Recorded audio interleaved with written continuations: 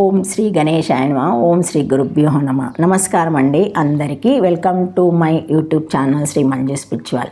మనము లలిత సహస్రనామ స్తోత్ర నామాల ప్రతిపదార్థాలు తెలుసుకుంటున్నాం కదా, శ్రీమాత్రే నమః. కానీ అంతకంటే ముందుగా మీరు గనక మన ఛానల్ని సబ్స్క్రైబ్ చేసుకోకపోతే వెంటనే చేసుకొని పక్కనే ఉన్న బెల్ ఐకాన్ని నొక్కి ఆల్ సెలెక్ట్ చేసుకుంటే మేము ఇలాంటి వీడియోస్ అప్లోడ్ చేయగానే ముందుగా మీకు నోటిఫికేషన్ వస్తుంది. అలాగే వీడియో ఎక్కడ కూడా స్కిప్ చేయకుండా చివరి వరకు చూస్తే మేము ఏం చెబుతున్నామో మీకు పూర్తిగా అర్థమవుతుంది. ఇప్పుడు ఇంకా వీడియోలోకి వెళ్ళిపోదాము. శ్రీమాత్రే నమః. శ్రీమాత్రే నమః. లలిత సహస్రనామము 474 యశస్విని. శ్రీమాత్రే నమః. ప్రతిపదార్థం యశస్విని గొప్ప కీర్తి కలది. యశస్విని యశసంపన్నురాలు అనగా కీర్తివంతురాలు. శ్రీమాత్రే నమః. దేవి గొప్పదైన కీర్తి కలది కాన యశస్విని అయినది. యశస్ శబ్దం కంటే మత్తుబర్ధము కలది అని అర్థం నందు విని ప్రత్యయములుగా చేయగా యశస్విన్ శబ్దమగును.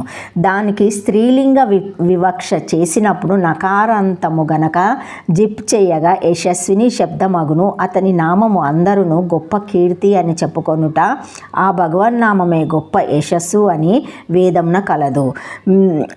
యశో అసీమా స్థితి యశస్విని అస్మాయే మేధాస్రజో విని తత్యానామ మహాద్యాశ ఇది శృతే అని 4 అక్షరముల నామము ఇది. శ్రీమాత్రే నమః.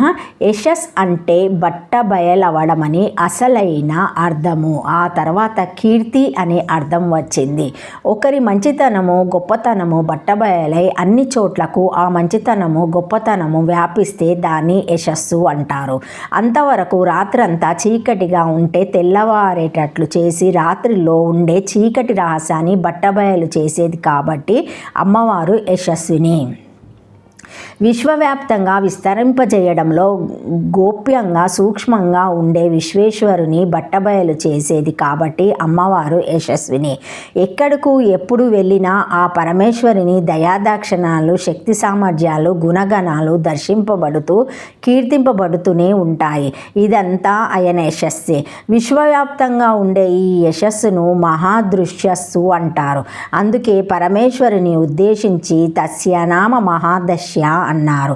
అంటే ఆయన యశస్సే ఆయన నామము అని అర్థం. ఆయన్ని గురించి మనము అనుకుంటూ ఉంటే ఆయన మన ద్వారా ఆయన్ని వింటూ ఉంటాడు. మనం అనేవి వినేవి అన్నీ ఆయన నామాలే. మనం చేసేవి చేయించేవి అన్నీ ఆయన పనులే. మనం తినేవి తినిపించేవి అంతా ఆయన సంపాదే. మనము పుట్టి ఉండి పెరిగి చివరకు లీనమైపోయేది ఆయనలోకే. ఇది ఆయన యశస్సు. అందుకే యశస్సు ఆయన నామము. ఈ యశస్సుకు కారణము ఈ సృష్టి కార్యమే. ఈ సృష్టికారిని అమ్మవారేగా. ఇలా పరమేశ్వరిని యశస్సుకు కారణమైన అమ్మవారిని యశస్విని అంటారు. ఈ నామానికి క్రిందిన అర్థాలు చెప్పుకోవచ్చును. రాత్రిలో ఉండే చీకటి రహస్యాన్ని బట్టబయలు చేసే వెలుగుల తల్లి. పరమేశ్వరిని యశస్సుకు కారణమైన సృష్టి స్వరూపిణి.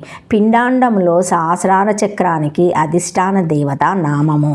శ్రీమాత్రే నమః. 475 నామము విశుద్ధి చక్ర నిలయ. శ్రీమాత్రే నమః. అదా ద్విషష్టినామాభియోగిన్యాస క్రమేణ విశుద్ధ్యాది సప్తచక్ర అధిష్టాత్రో డరాకసహాయ యద్య యోగిని సప్తాక స్వరూపేణ భగవతిం స్తోతుమరాబాతే విశుద్ధి తద్యాన తత్ర ఇదం డాకిని ధ్యానం గ్రీవకుపే విశుద్ధో నృపాదల కమలే శ్వేతారక్తం త్రినేత్రం అస్తై కట్వాం కట్టుగో త్రిశిఖమాపి మహాచర్మ సంధారయంతిం వక్రేణేకేన యుక్తం పశుజన భయాదం పాయాసనైక సక్తం త్వక్స్తం వందే మృతాద్వయం పరివర్త ఉషం డాకినీం విరావంద్యం ఇది విశుద్ధ చక్రం షోడాశదళ కమలాసే కర్ణికేవ నిలయ యస్య. శ్రీమాత్రే నమః. శ్రీమాత్రే నమః. శ్రీమాత్రే నమః. శ్రీమాత్రే నమః. శ్రీమాత్రే నమః. శ్రీమాత్రే నమః.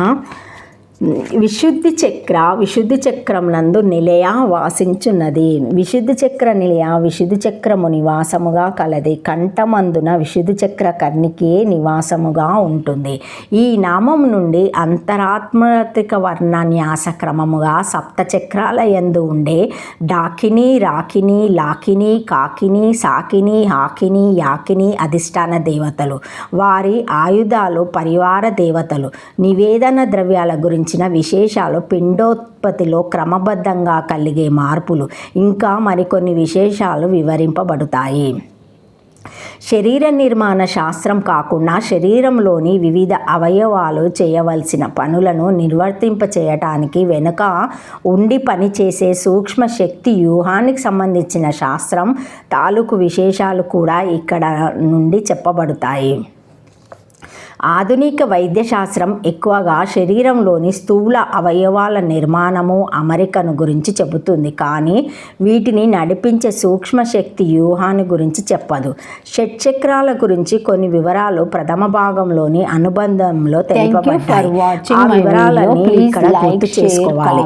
పృథ్వీ తత్వానికి చెందిన మూలాధారంతో కాకుండా ఆకాశతత్వానికి చెందిన విశుద్ధి చక్రంతో ప్రారంభింపబడి ప్రస్తుతం వివరణ చెప్పబడుతుంది. ముందు విషయం ఏదైనా వివరింపబడాలంటే కావాల్సింది వాక్కు కాబట్టి ఆ వాక్కుకు సంబంధించిన విశుద్ధి చక్రంతోనే ప్రారంభింపబడుతుంది. విశుద్ధి చక్రంతోనే ఎందుకు ప్రారంభించాలి అని ఎవరైనా ప్రశ్నిస్తే ఆ ప్రశ్న అందుకు ప్రతిగా చెప్పే సమాధానం ఈ రెండు విశుద్ధి చక్రం అనేది లేకపోతే రావు. అందుకని ముందు ఆ విశుద్ధి చక్రంతోనే వివరణ ప్రారంభించడం. అది కాక ఈ విశుద్ధి చక్రము ఆకాశతత్వానికి సంబంధించినది. ఇది పంచభూతాల్లో సూక్ష్మాతి సూక్ష్మమైనది. ఇది పంచభూతాల్లో సూక్ష్మాతి సూక్ష్మమైంది. దీనిలోంచే మిగిలిన 4 భూతాలు వచ్చేది. అందుకనే ఈ విశుద్ధితో వివరణ ప్రారంభింపబడింది. విశుద్ధి చక్రం కంఠానికి కొంచెం క్రిందుగా ఉంటుంది.